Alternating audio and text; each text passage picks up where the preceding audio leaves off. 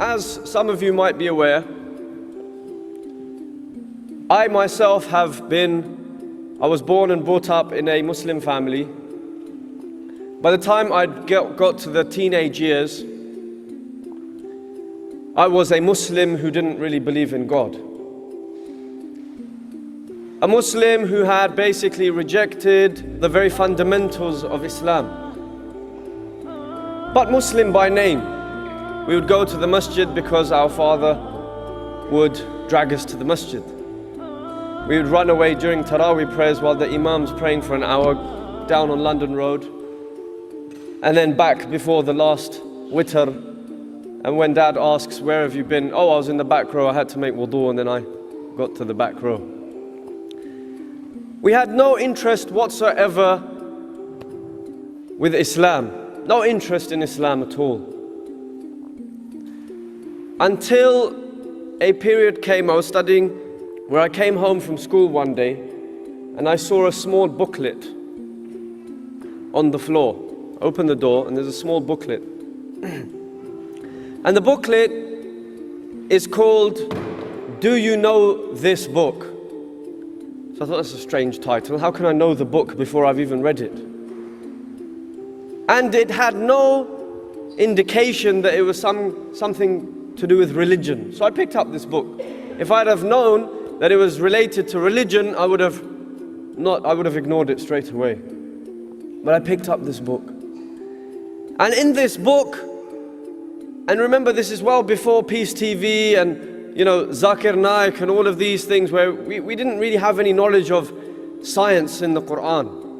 I started reading this book and it was talking about some of the very scientific facts that were mentioned in the Quran 1400 years ago.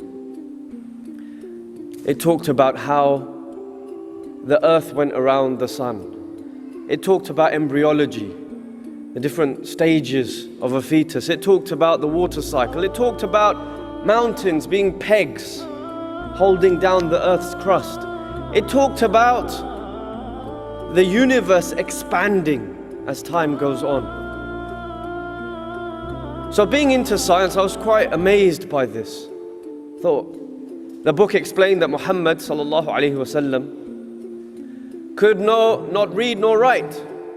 2 days after reading this book, I went back to school. We were doing A-levels, and I was in a physics lesson, and we had the most boringest teacher that you could possibly imagine.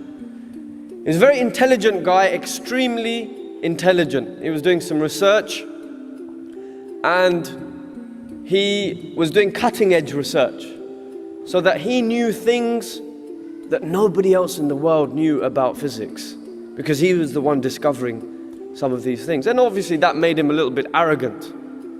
And I remember on this particular day, he was walking up and down. You can imagine a short, stocky fellow, and he had his trousers somewhere up here, quite contrary to the fashion today. And he would walk up and down, he'd never look at the audience.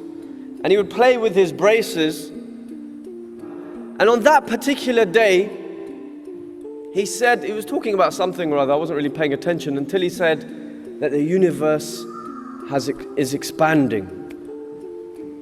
So obviously I read this 2 days ago in the little booklet, Do You Know This Book? So I put up my hand, I said, Sir, how long ago did we discover this?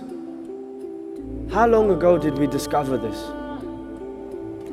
And I remember his reaction. It was a defining moment in my life. He puffed up his chest, he lifted his head and he said, oh, it's been about 40 years now.